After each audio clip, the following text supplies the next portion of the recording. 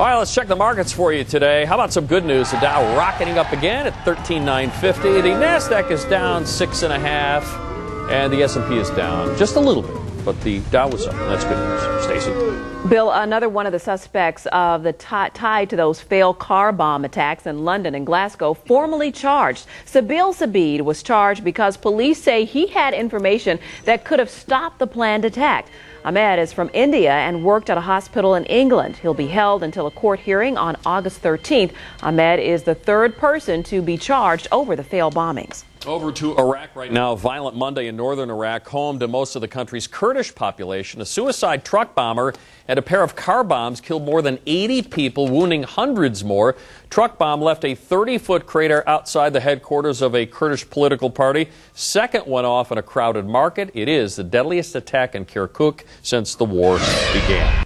This video, also from Iraq, was shot by an Apache helicopter firing on insurgents northwest of Baghdad here. The Army says the insurgents used mortars to attack a pair of coalition bases, fired on them from the helicopters. The choppers were not hit at all.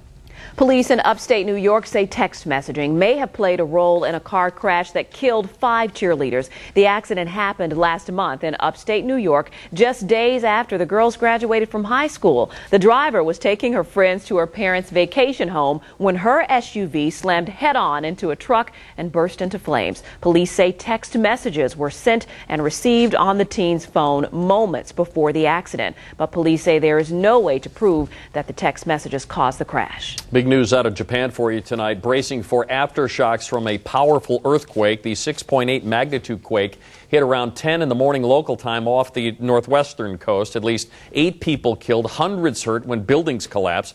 Quake sparked a fire at a nuclear power plant as well. Radioactive water leaked into the ocean. Bridges crumbled, roads buckled. Second quake of equal magnitude hit 14 hours later, and more damage there as well. We'll keep you updated. All right, cocaine and a piano, a giant tip, and music underwater. Those stories for you and more in tonight's Fox 8 Newsreel. We start off with some spectacular video out of Turkey where a raging wildfire is burning there. The fires have destroyed hundreds of acres of land near one of Turkey's most popular tourist destinations.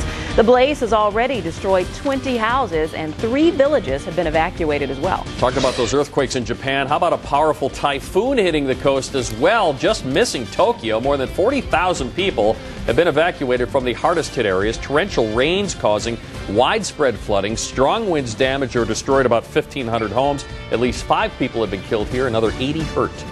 A piano holds the key to a huge drug bust in Colombia. The instrument was being shipped to Panama. That is a common stop en route to the U.S. But police realized the piano was far too heavy. A look inside revealed 600 pounds of cocaine worth $5 million. How about some good news from Indiana tonight? A financially strapped waitress gets a generous gift from an anonymous donor. The 20-year-old waitress works at Pizza Hut.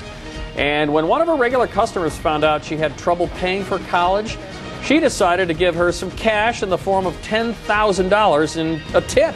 The money comes from a mother and her 2 sons who want to remain anonymous. Up to the North Pole, where a British swimmer does what no athlete has done before. 36-year-old Lewis Gordon Pugh became the first person to swim at the North Pole. He jumped into the sub-zero temps and swam just over a half mile. Took him about 19 minutes. He did it to raise awareness for what else? Global warming. Concert of a very different kind down in the Florida Keys this weekend. 500 divers, snorkelers swayed and swam to underwater music. Folks dressed up as some of their favorite singers and sea creatures. Some of the music played included the Beatles', of course, Yellow Submarine, and Jimmy Buffett's Fins. You'll laugh, but I've never heard Fins by Jimmy Buffett. I will play it for you later on my guitar. Oh, I shouldn't have said anything. As soon as I get one. All right, time to play the Fox 8 quiz. You want to play on this Monday? I'll guess. In our new digs here? I know. All right, you got it. All right, gamophobia is a fear of what, Stacey? Women's legs, board games, marriage, or the sky? I am going to go with marriage. This might be something you could be accused of. You know, I'm going to go with marriage. Very funny. All right, marriage. Not that I am afraid. All right, hang around. We'll have the answer as you guess at home later in the show for you. Very picky. Stick around. Coming up on Fox 8 News at 5, we have some important information for parents who have babies. Yes. Gerber recalling baby food. We have all the information you need to know about coming up. Do you want to live in a city where your dollar stretches far? Yes. Straight ahead, Bill, find out the cheapest place to live right here in Northeast Ohio. And we're looking for rain. We're desperately looking for rain. Your gardens, will they see relief? We'll check out radar coming up next.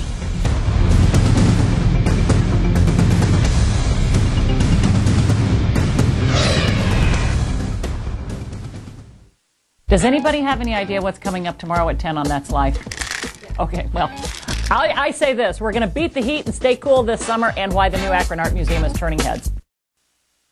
Cleveland's own Fox 8 News. Let's take a look at today's top stories on myfoxcleveland.com. Local athletes pitching in to help the son of murdered mom Jessie Davis. LeBron James, Braylon Edwards, several Indian players donated autographed items for a silent auction to benefit 2-year-old Blake Davis, a Charlotte woman organizing the auction to raise money for Blake's college education.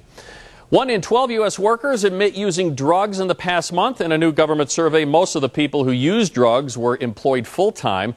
Highest drug use was among restaurant workers, construction workers, teachers, social workers reported the lowest illegal drug use.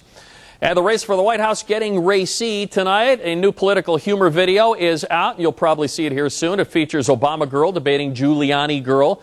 The video includes pillow fighting, revealing outfits, catty action between the two lead singers, and their backup dancers. Of course, you can get a link to the video on myfoxcleveland.com. Stacey. Well, tonight at 10, the Fox 8 I-Team breaks an explosive story. It's the most controversial police killing in Cleveland in years. The death of 15-year-old Brandon McLeod from officers' gunfire in his own bedroom. I'm Bill Shield. There's an untold side of the Brandon McLeod shooting kept secret until now, and the I-Team has it. Right, that's coming up tonight on Fox 8 News at 10. People are always looking for ways to stretch their dollar. And it turns out some of the best places to do that are right here in Ohio. Fox 8's Anjo Ringo has the top spots.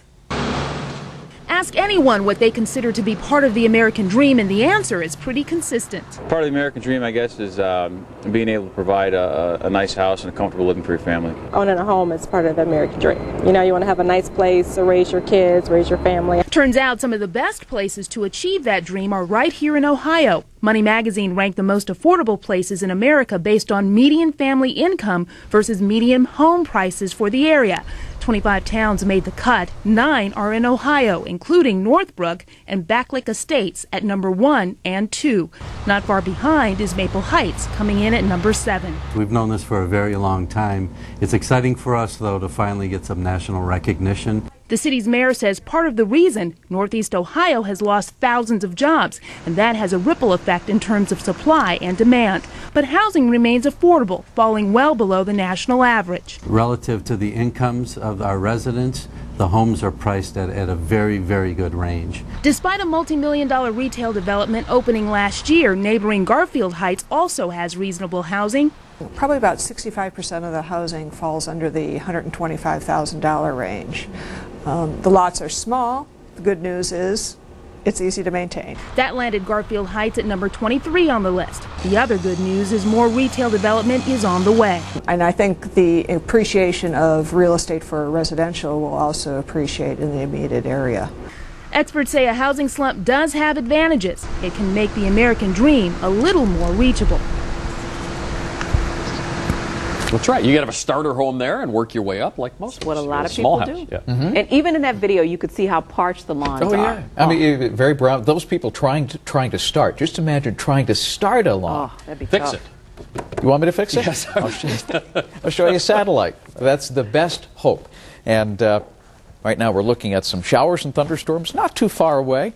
But I'll tell you what, even a walk on your own lawn, you might have to go to the foot doctor afterwards. It's just that painful.